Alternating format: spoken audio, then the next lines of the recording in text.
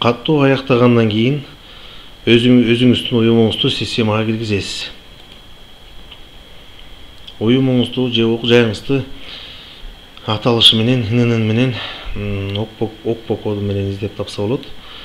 ИНН менен издеген тагыраак жана батыраак болот. Азыр эми биз аталыш менен издеп көрөлү. Издөө баскычын басып. ИНН менен азыр бул жерде мына бул маалымат Юстиция министрлигинен алынды. Окуу жайлар. ИНН менен издесеңиз, мисалы үчүн сиздин бир эле ошо сиздин окуу жай чыгат. Ошо окуу жайыңыз чыкканда тандоо баскычын баскандан кийин кошумча маалыматтар бар. Ошо окуу жайдын өзүнүн уставы, ошону тиркеш керек, уставын тиркеш керек.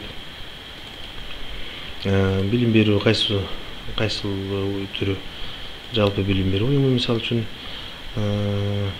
ошо окуу жайдын телефону, окуу жайдын сайты болсо жазасыз, болбосо жазылбай эле болот. Анан бул жерде мисалы үчүн мектеп директорунун аты жөнү туура эмес болсо, же кандайдыр бир себептер менен алмашып кеткен болсо, же туура эмес маалыматтар болуп калса, мисалы үчүн өзгөртүп койсо, өзгөрткөнгө мүмкүнчүлүк бар. Анан бул жерде ошо окуу жайдын өзүнүн иш аракети, анан бул жерде чыныгы дарегин жазыш керек. Анан окуу жайдын өзүнүн миссиясын жазып, сактоо баскычын басыш керек.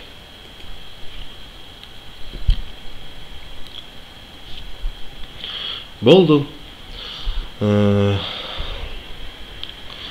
Окуу жай жөнүндө маалыматтар толук болду.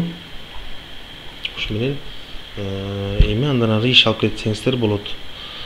Бул жерде мисалы үчүн башкы бетке барып, башкы бетте турганда, мисалы үчүн кайра өзүңүздүн уюмуңуздун маалыматтарына барам десеңиз, бул жерде кабинет деген панель управленияда ушундай эме бар.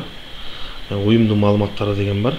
Ошо уюмдун маалыматтары дегенде өзүңүздүн уюмуңуздун ошо маалыматтарын карап көрсөңүздөр болот.